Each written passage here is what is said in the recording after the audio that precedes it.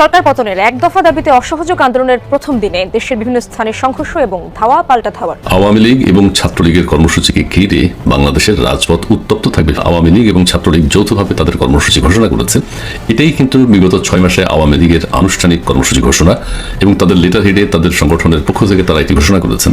একযোগে রাজধানীর বিভিন্ন জায়গায় ঝটিকা মিছিল করেছে কার্যক্রম স্থগিত আওয়ামী লীগ ও তার সহযোগী সংগঠনের নেতাকর্মীরা। নিষিদ্ধ সংগঠনের নেতাকর্মীদের ভিডিও সামাজিক যোগাযোগ মাধ্যম ফেসবুকে ছড়িয়ে পড়েছে। বিদ্যুৎ সংকট ও গ্যাসের দাম বৃদ্ধির কারণে বিএনপির নিজের কর্মীরাই সরকার পতনের ডাক দিয়েছে। 13 ফেব্রুয়ারি তারেক রহমান সরকার ক্ষমতায় এসেছেন মাত্র 50 দিন। এই 50 দিনে বাংলাদেশের সাধারণ মানুষের জীবন পরিণত হয়েছে এক দুঃস্বপ্নে। যখন জনগণ ফুঁসে উঠবেন নানা রকম অর্থনৈতিক মন্দায়, দ্রব্যমূল্য বৃদ্ধি, জ্বালানি তেলের ভয়াবহ সংকট থেকে শুরু করে এমনকি সম্ভাব্য খাদ্য সংকটের সামনে, তখন যাতে তারা প্রস্তুত থাকেন সরকার ফেলে দিয়ে আবার সরকার গঠনে, সেটার জন্যই সম্ভবত নাহিদ ইসলাম, ডক্টর ইউনূস, আসিফ নজরুলদেরকে রাজপথে নামার কথা বলছেন। আওয়ামী লীগ ক্ষমতা থাকাকালে রাস্তা থেকে একটা বালুর ট্রাক সরানোর সক্ষমতা ছিল না এই বিএনপির। বাংলাদেশের বন্ধু প্রতিম রাষ্ট্র এবং আওয়ামী লীগের করুণায় আসছে হে দেশের প্রধানমন্ত্রী। কিছু বিষয় আছে না যে ঝড়ে বক মারে হুজুরের কেরামতি বাড়ে। জঙ্গিরা হামলা করে আওয়ামী লীগ সরকারকে পতন করাইলো, আর সুযোগ সুযোগ কায়দা মতো ইঞ্জিনিয়ারিং এর মাধ্যমে তার প্রধানমন্ত্রী হয়ে গেল। জাতীয় সংসদের বিশেষ অধিবেশনে দেওয়া ভাষণে বর্তমান রাজনৈতিক প্রেক্ষাপট ও আওয়ামী লীগের ভূমিকা নিয়ে গুরুত্বপূর্ণ মন্তব্য করেছেন রাষ্ট্রপতি সালাউদ্দিন। তিনি সাফ জানিয়ে দিয়েছেন, বিগত সরকারের অনিয়ম ও দুর্নীতির বোঝা পেছনে ফেলে দেশ এখন এক নতুন অধ্যায়ে পদার্পণ করেছে। রাষ্ট্রপতি বলেন, জনগণের ম্যান্ডেট ছাড়া দীর্ঘ সময় ক্ষমতায় থাকা একটি দল জনবিচ্ছিন্ন হয়ে পড়েছিল। সুপ্রিয় দর্শক, নতুন একটি ভিডিওতে আপনাদের সবাইকে স্বাগতম। দর্শক, আজকের ভিডিওটি অতি গুরুত্বপূর্ণ হতে চলেছে, যার কিছুটা অংশবিশেষ আপনারা ইতিমধ্যেও দেখে ফেলছেন। আজকে বহুল রাজনীতির কিছু আলোচিত ঘটনা নিয়ে সাজানো হয়েছে আজকের পুরো ভিডিওটি। দর্শক, তাহলে চলুন কথা না বাড়িয়ে আগে ধারাবাহিকভাবে সম্পূর্ণ ভিডিওটি দেখে আসা যাক। ভিডিওটিতে একটা লাইক দিয়ে সম্পূর্ণ নিউজটি দেখার অনুরোধ রইল। ভিডিওটি ভালো লেগে থাকলে অবশ্যই আপনারা বন্ধুদের মাঝে শেয়ার করতে ভুলবেন না।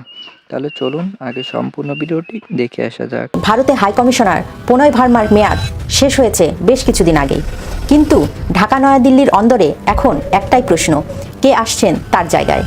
দীর্ঘ প্রতীক্ষার পরও কেন ভারতের পররাষ্ট্র মন্ত্রণালয় চূড়ান্ত সিদ্ধান্ত নিতে পারছে না? কয়েক মাস আগেও শোনা যাচ্ছিল ইন্দোনেশিয়ায় নিযুক্ত ভারতীয় রাষ্ট্রদূত এবং ঢাকার প্রাক্তন ডেপুটি হাইকমিশনার সন্দীপ চক্রবর্তী আসছেন গুরুদায়িত্ব নিয়ে। তিনি প্রস্তুতিও শুরু করেছিলেন, কিন্তু হঠাৎ করেই খবর তাকে আপাতত ইন্দোনেশিয়ায় রেখে দেওয়া হতে পারে। তাহলে কি এবার পেশাদার কূটনীতিকদের বদলে কোনো অভিজ্ঞ রাজনীতিবিদকে ঢাকায় পাঠাচ্ছেন নরেন্দ্র মোদী? সাউথ ব্লক এবং আরএসএস এর শীর্ষ মহলে এখন ঘুরপাক খাচ্ছে দুটি নাম, আরিফ মোহাম্মদ খান এবং এমজে আকবর। দুজনেই ভারতের সাবেক কেন্দ্রীয় মন্ত্রী, দুজনেই বিশিষ্ট মুসলিম মুখ। কেন নরেন্দ্র মোদী তার পছন্দের তালিকার শীর্ষে রেখেছেন আরজে মোহাম্মদ খান এবং এমজে আকবরের মতো ব্যক্তিদের? একজন মুসলিম ভারতীয়কে ঢাকায় পাঠিয়ে মোদী আসলে কি বার্তা দিতে চান বাংলাদেশকে?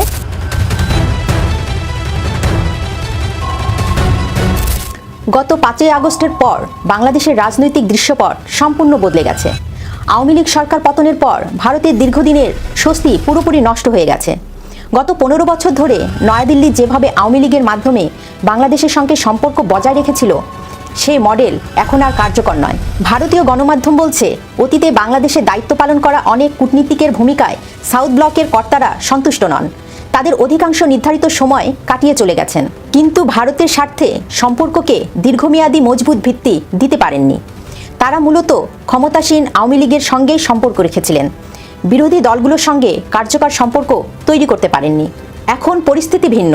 বাংলাদেশে এখন তারেক রহমানের নেতৃত্বাধীন বিএনপির নতুন সরকার এবং প্রধান বিরোধী দল হিসাবে আত্মপ্রকাশ করা জামায়াতে ইসলামের সঙ্গে বোঝাপড়া গড়ে তোলা দিল্লির অপরিহার্য লক্ষ্য।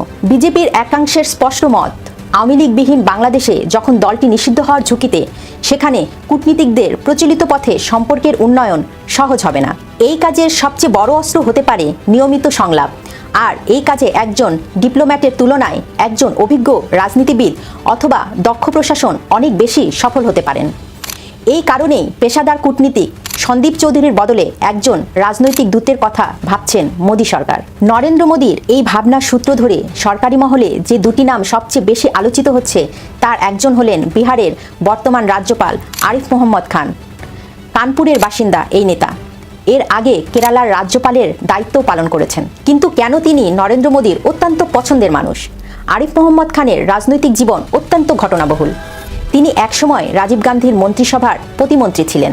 ঐতিহাসিক শাহবানুর মামলায় সুপ্রিম কোর্ট যখন তালাকপ্রাপ্ত নারীকে খোরপোশ দেওয়ার বাধ্যতামূলক করে রায় দেয়, তখন কট্টরপন্থীদের সংসদের বিশেষ অধিবেশনে দেওয়া ভাষণে বর্তমান রাজনৈতিক প্রেক্ষাপট ও আওয়ামী লীগের ভূমিকা নিয়ে গুরুত্বপূর্ণ মন্তব্য করেছেন রাষ্ট্রপতি সালাউদ্দিন।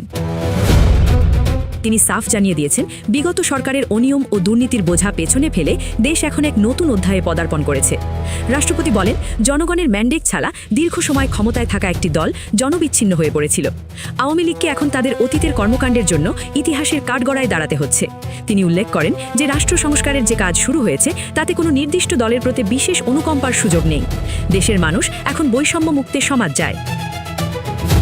আওয়ামী লীগের নাম উল্লেখ করে তিনি বলেন, দলটির গত কয়েক দশকের রাজনৈতিক কার্যক্রম গণতান্ত্রিক প্রতিষ্ঠানগুলোকে ক্ষতিগ্রস্ত করেছে। এখন সেই প্রতিষ্ঠানগুলোকে পুনর্গঠন করাই বর্তমান সরকারের প্রধান লক্ষ্য। দেশ কোনো নির্দিষ্ট দলের সম্পত্তি নয়। যারা জনগণের অধিকার হরণ করেছে তাদের বাদ দিয়েই একটি স্বচ্ছ ও নিরপেক্ষ গণতান্ত্রিক পরিবেশ তৈরি করা হবে। রাষ্ট্রপতির এই কঠোর ও স্পষ্ট অবস্থানের সময় সংসদ কক্ষে উপস্থিত সদস্যরা টেবিল চাপড়ে তাকে সমর্থন জানান। অনেক সংসদ সদস্য মনে করছেন, রাষ্ট্রপতির এই বক্তব্য আগামী দিনের রাজনৈতিক মেরুকরণে বড় প্রভাব ফেলবে। ভাষণ শেষে রাষ্ট্রপতি স্পিকারের সাথে সৌজন্য সাক্ষাৎ করেন। ধারণা করা হচ্ছে, এই বক্তব্যের পর নির্বাচন কমিশন ও বিচার বিভাগ সংস্কারের কাজ আরও গতিশীল হবে। সাবেক প্রধানমন্ত্রী শেখ হাসিনার দেশে ফেরা এবং এই বিষয়ে বিএনপির ভারপ্রাপ্ত চেয়ারম্যান তারেক রহমানের ভূমিকা নিয়ে দেশের রাজনৈতিক অঙ্গনে নতুন করে আলোচনা শুরু হয়েছে। শেখ হাসিনার দেশে ফেরার বিষয়টি এখন আর কেবল রাজনৈতিক ইচ্ছার উপর নির্ভরশীল নয়, বরং এর সাথে জড়িয়ে আছে বেশ কিছু আইনি জটিলতা। তার বিরুদ্ধে দেশে একাধিক মামলা চলমান থাকায় তাকে ফিরিয়ে আনার প্রক্রিয়াটি মূলত আইনি পথেই এগোবে বলে মনে করছেন বিশ্লেষকরা। বর্তমান অন্তর্বর্তীকালীন সরকার বা সংশ্লিষ্ট কর্তৃপক্ষ যদি মনে করে বিচারের প্রয়োজনে তাকে দেশে ফিরিয়ে আনা প্রয়োজন, তবে তারা আন্তর্জাতিক অপরাধ ট্রাইব্যুনাল বা ইন্টারপোলের মাধ্যমে উদ্যোগ নিতে পারে। বিএনপির ভারপ্রাপ্ত চেয়ারম্যান তারেক রহমান বিভিন্ন সময় তার বক্তব্যে দেশে আইনের শাসন প্রতিষ্ঠার উপর গুরুত্বারোপ করেছেন। রাজনৈতিক অঙ্গনে গুঞ্জন রয়েছে যে তারেক রহমান বা বিএনপি কি শেখ হাসিনাকে ফিরিয়ে আনার ক্ষেত্রে কোনো ভূমিকা রাখবে। বিএনপি নেতাদের ভাষ্যমতে শেখ হাসিনাকে ফিরিয়ে আনা কোনো রাজনৈতিক প্রতিহিংসার বিষয় নয়, বরং এটি বিচারের মুখোমুখি করার একটি প্রক্রিয়া। তারেক রহমান বারবার উল্লেখ করেছেন যে দেশের প্রতিটি নাগরিকের মতো সাবেক প্রধানমন্ত্রীরও বিচারের মুখোমুখি হওয়ার অধিকার ও দায়বদ্ধতা রয়েছে। তবে তাকে ফিরিয়ে আনা বা না আনার বিষয়টি মূলত রাষ্ট্রীয় সিদ্ধান্ত এবং বিচারিক প্রক্রিয়ারই অংশ। সামাজিক যোগাযোগ মাধ্যমে শেখ হাসিনার ফেরা নিয়ে নানা ধরনের খবর চাউর হলেও এর কোনোটিরই এখন পর্যন্ত আনুষ্ঠানিক ভিত্তি নেই। সরকারের পক্ষ থেকে জানানো হয়েছে যে আইনি প্রক্রিয়া অনুসরণ করেই সব পদক্ষেপ নেওয়া হবে। অন্যদিকে তারেক রহমান বর্তমানে নিজের দলের সাংগঠনিক কাঠামো শক্তিশালী করা এবং আগামী নির্বাচনের প্রস্তুতিতেই বেশি মনোযোগ দিচ্ছেন।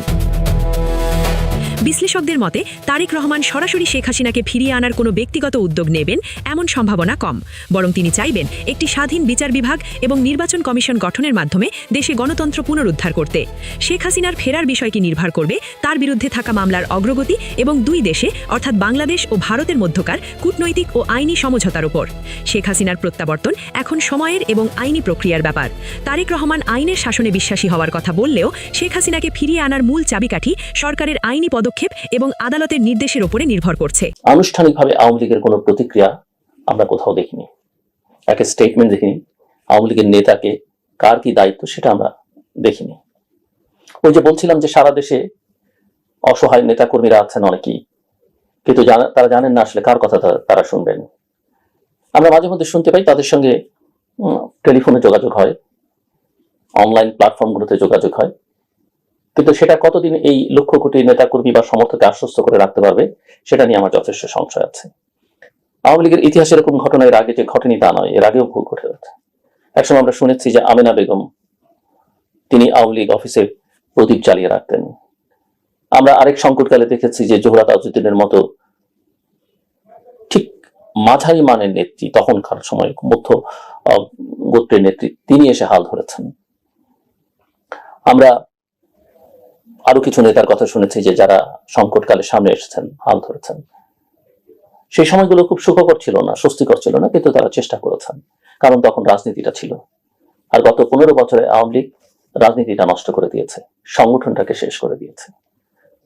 আর প্রকৃত ত্যাগী রাজনীতিবিদের জায়গায় ভুইফোর, হাইব্রিড, ব্যবসায়িক মনোবৃত্তির যাদের মূল কাজ ছিল লুটপাট অর্থনীতি আর যে কোনোভাবে ক্ষমতায় টিকে থাকা, অন্যের জীবনের বিনিময়, অন্যের অর্থের বিনিময়, অন্যের সম্পদের বিনিময়, সেগুলোকে গ্রাস করে জীবন গ্রাস করা, সম্পদ গ্রাস করা, কোনোভাবে সময়টা পার করাই ছিল তাদের লক্ষ্য। কারণ আখেরটা তারা গুছিয়ে নিয়েছিলেন। আরেকটা বড় কারণ, এই যে 24-এর 5ই আগস্টের পর আজ পর্যন্ত আওয়ামী লীগের কোনো পর্যায়ের কোনো নেতা কর্মীর মধ্য থেকে বাংলাদেশের জনগণ একবারের জন্য কোনো অনুশোচনার কথা শুনেনি।